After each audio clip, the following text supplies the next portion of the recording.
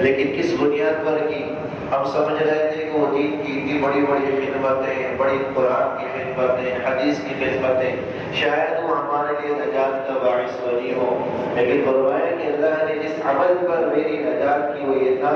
کہ ایک مرتبہ میں لکھ رہا تھا، لکڑی کے قلم ہوتے تھے، سیاہی میں ڈبو کر جب میں نے نکالا تو ایک پیاسی مکھی جو ہے وہاں آ کر بیٹھ گئی اور وہ آ کر اس مکھی کو چوسنے اور سیاہی کو چوسنے لگی۔ میں نے اس لیے انتظار کر لیا کہ پیاسی ہے، پیاس مٹا دے، بس تھوڑا انتظار کیا۔ اللہ نے فرمایا کہ جب اس عمل پر تمہاری مغفرت کر، کوئی تذکرہ نہیں ہوا، وہ حدیث کی خدمات کا، وہ تفسیر کی خدمات کا، وہ فقہ کی خدمات کا، وہ جو ہے دین کی محنتوں کا کوئی تذکرہ نہیں ہوا۔ اللہ نے مغفرت کی ہے اس عمل پر۔ کون سی نیکی اللہ کو بھا جائے،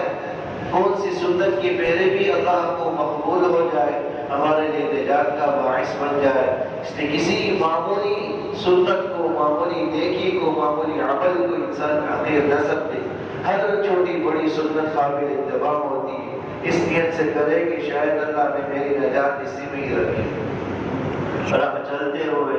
آپ تکلیف دہ چیز دیکھ لی، اب یہ نہ سوچے کہ بعد والا اس کو ہٹا دے گا، کوئی اور ہٹا دے گا، خود آگے بڑھ کر پہل کر یا بتا اللہ نے میری نجات اسی میں رکھی، میری نمازیں قبول ہو رہی نہیں ہو رہی نہیں پتا، لیکن یہ جو عمل میں نے کیا ہے یقیناً یقیناً وعد اللہ مقبول ہونا،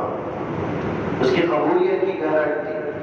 نمازوں میں اخلاص ہے نہیں ہے، ریاء دکھلاوا ہے یا نہیں ہے، اس کا کچھ اندر پتا تھا، لیکن وہ جو عمل ہم نے کیا ہے وہ براہ راست اس کا نفع لوگوں تک پہنچ رہا ہے، لوگ ایذا سے بچ رہے،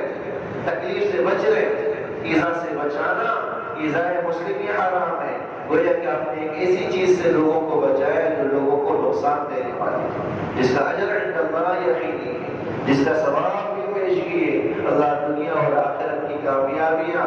اور جو ہے مقدر میں کرتا ہے ایسے لوگوں کی جو ان چھوٹی چھوٹی سنتوں کو بھی لائق اتباع سمجھتے۔ تو آج کی بات کا خلاصہ میرے دوستوں صرف اتنا ہے کہ سنتوں کی پیروی اور اتباع کے اندر اللہ نے دنیا کی اور آخرت کی کامیابیاں رکھی ہیں۔ اللہ مجھے اور آپ کو کہنے سننے سے زیادہ عمل کرنے کی توفیق عطا فرمائے۔